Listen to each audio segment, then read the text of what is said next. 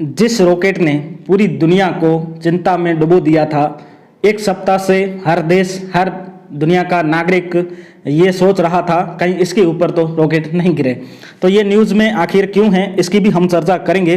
उसके बाद में ये भी देखेंगे कि ये इसका नाम क्या था, इसे अंतरिक्ष में क्यों भेजा गया था, और चाइना का जो रॉकेट अनकंट्रोल होकर जिस प्रकार से समुद्र में गिरा है, इसका चाइना की जो स्पेस सुपर पावर है उसकी इमेज को किस प्रकार से नुकसान उठाना पड़ सकता है, और वैश्विक स्तर पर किस प्रकार से इसे देखना चाहिए, और हमारे भविष्य में ये किस प्रकार से इम्पैक्ट डाल सकता है। उसके बाद में सबसे ज़रूरी सेगमेंट कि हम इसमें कैसे क्वेश्चन बन सकते हैं वो भी देखेंगे, जो सबसे महत्वपूर्ण होते हैं।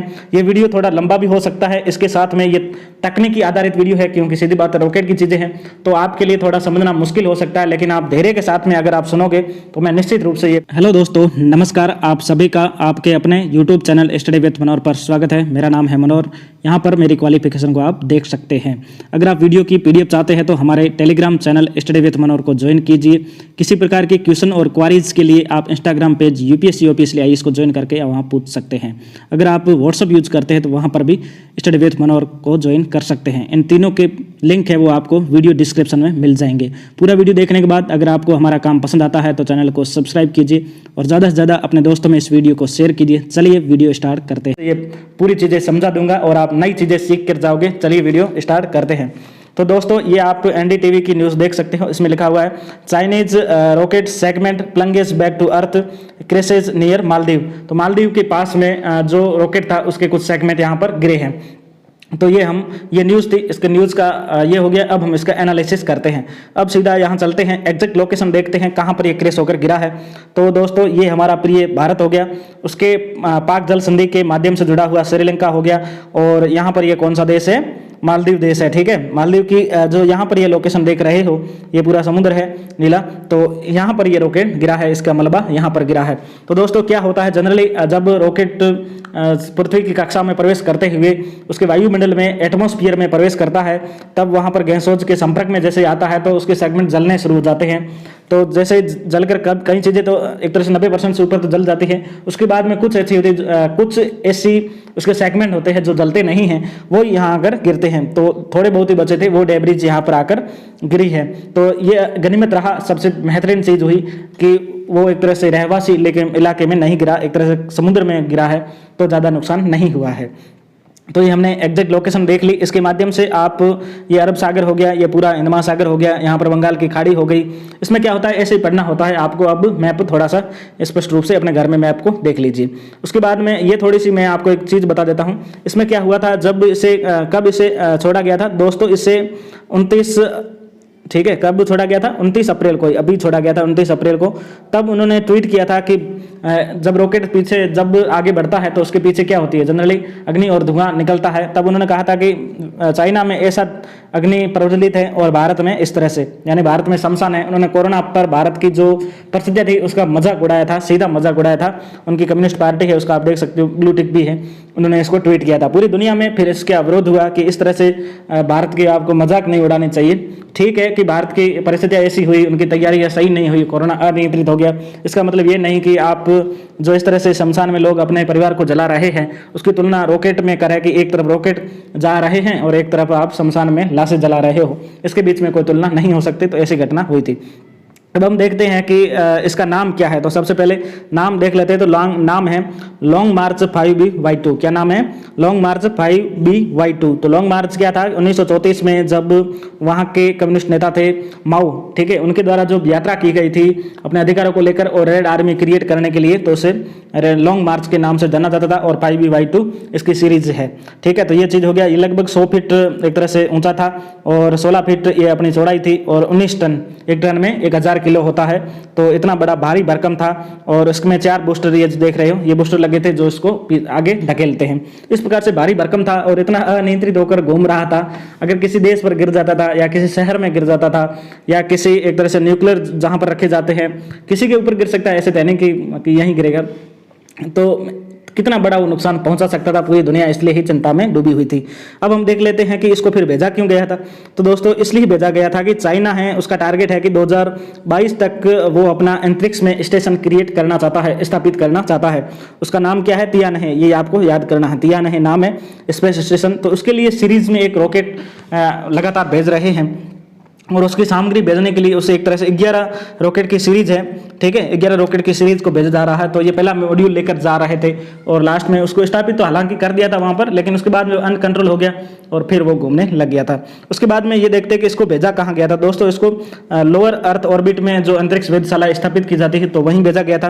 अब हम देख लेते हैं कि थोड़ा सा टेक्निकल चीज़ है, लेकिन आप धीरे धीरे इसको समझ लोगे कि LEO क्या है।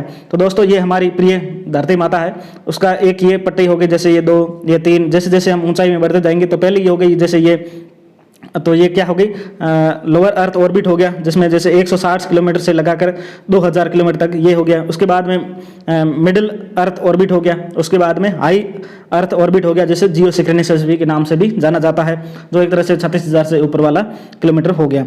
तो इस टाइप से इसको भेजा गया था। तो ये सिर्फ यहीं था, यानी एक तरह से 300-400 किलोमीटर ही ऊपर था ये रॉकेट, और ये धरती के इर्द गिर्द में क्या लगा रहा था? चक्कर लगा रहा था।